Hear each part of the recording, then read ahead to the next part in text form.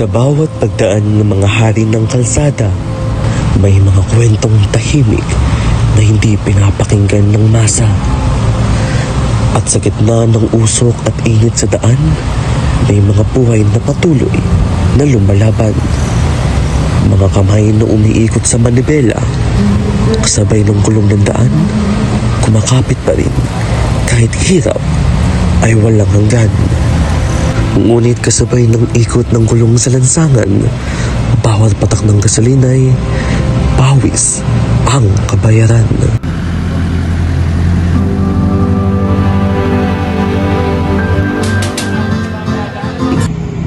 Bilang estudyante at bilang isang mamamayang Pilipino, mapasok din ba sa isip niyo ang katanungan na kamusta na kaya ang mga tsoper?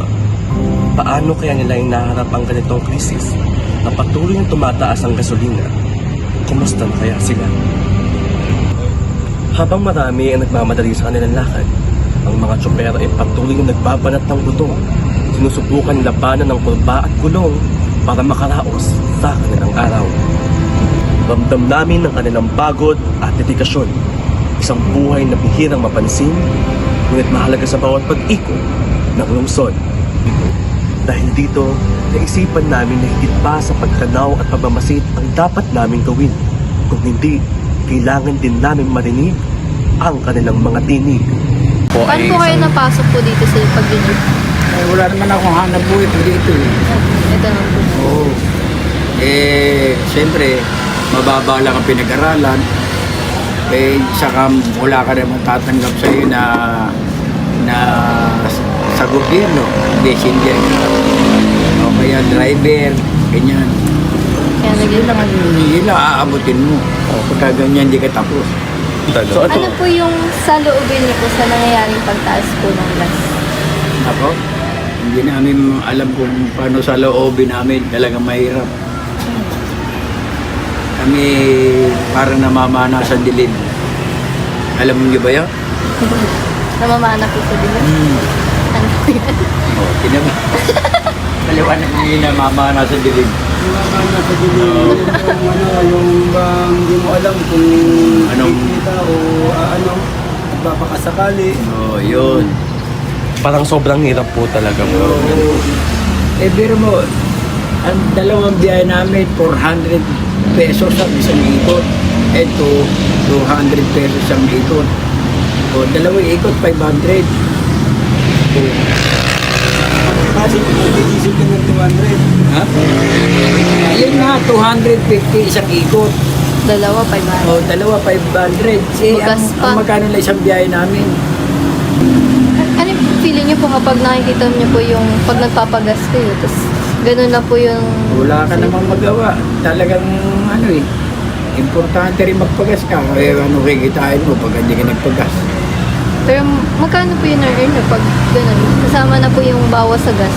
300. 300. Oo. Dati nga nakakauwi ako ng 500, 600. Ngayon, 300 na lang. Minsan, di pa umabot.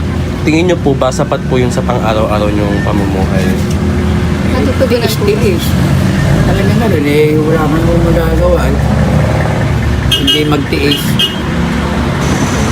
Sa kasalukuyang crisis po ng pagtaas ng gas, pumasok na po ba sa isipan niyo na maghanap po ng ibang trabaho? Wala ka na, no choice ka eh. Wala ka na papasukan katulad ng edad. Sino pa tatanggap sa akin? Kung sa Amerika, baka maaari pang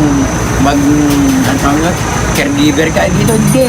75 na nga yung hipag ito. Magtatrabaho po ng caregiver eh. Sa ibang bansa? Oo. Dito, sino tatanggap sa iyo? 40 ka lang eh. Baka wala nang tumanggap sa iyo dito. Limited lang yung choices dito kasi. Wala nang tatanggap. Pagka ganito na edad natin. Kayo. Sa tingin niyo po ano? Kaya kayo mag-aaral kayo mabuti. Kaya pagsikapan yung makatapos para maabot niyo yung mga pangarap niyo. Huwag kayo mag-asawa ka agad. Sa tingin niyo po, hanggang kailan niyo po kayang igapang yung ganitong sitwasyon? Hanggat binakakargahan pang krudo. Pagka 500 na 1 litro, bahay hindi na. Wala Sihinto nang kami. ma-earn dun. 5 isang litro. Isang bagay isang litro isang biyahe namin. O, paano kakasya ba yun? Wala nang na yun. Wala na. Magpapagod ka lang. Wala nang na po. Wala na. Walang ano matitira sa inyo. Abono ka pa. Maghahanap buhay ka pa. Nagpapag. So pagkasama po yung boundary, magkano po halos lahat ng kita? Ang boundary namin 650. So, binabaan na nga kami ng 550 Yung boundary po ba per month po? per day. Ay, Ang biyahe namin dito, 4 na biyahe lang kami. Isang 3 lang. 750. O, sa 500 nilang isang iikot. 1.1, may 1.5 na po. 1.5. O, mag-boundary ka ng 650. Magagas ka ng 5 to 6 pesos. 5 to 6 pesos. 600 pesos. O, magkano na matitira? Kwentahin mo. Tapos magbabayad ka pa sa asosasyon. O, magkano ang asosasyon namin kasi nagbuo pa lang kami dito. Kasi pag hindi ka nagbayad, may bayad ka pa bibiyay, paalisin ka ng mga presidente mo dito. Kung may nais po kayong mabago sa sistema ng transportasyon, ano po yun?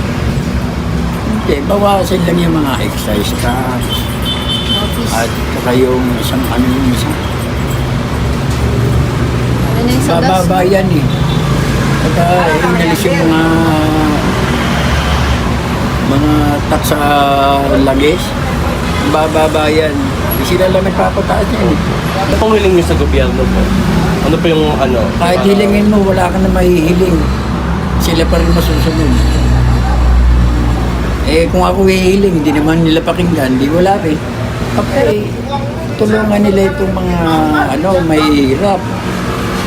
Katulad namin, hindi naman kami nagnanakaw. Ako, naghahanap buhay kami ng Marami. maayos. Nagbabayad ng rehistro yan, taon-taon. So parang ang tanging hiling nyo lang po na tulungan po yung mga nasa laylayan po Hindi talaga. naman yung mga nangangailangan talaga. Hindi naman kailangan yung tulong na malaki. Yung kahit maliit lang. Chopper ay hindi lamang isang driver, kundi siya rin ay isang ama, asawa, at mamamayang Pilipino na patuloy nagsasakripisyo para sa kanyang pamilya.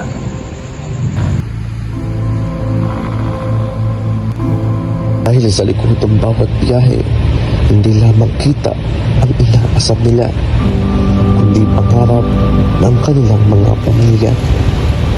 Kaya tubos ang aming pasasalamat sa mga tsoper. Kaya sana sa kabila ng pagmamadali natin tungo sa kaunlaran, naway huwag natin kalimutan ang mga taong nagsakripisyo para maisakit tayo sa bawat pasada ng ating buhay. Kaya para po, Manong, dahil lang hinain nyo ay isisigaw namin.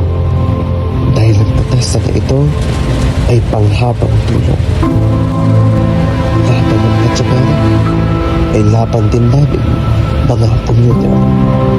Ako po si Prince Mersa at ito ang Biyaheng Madilim.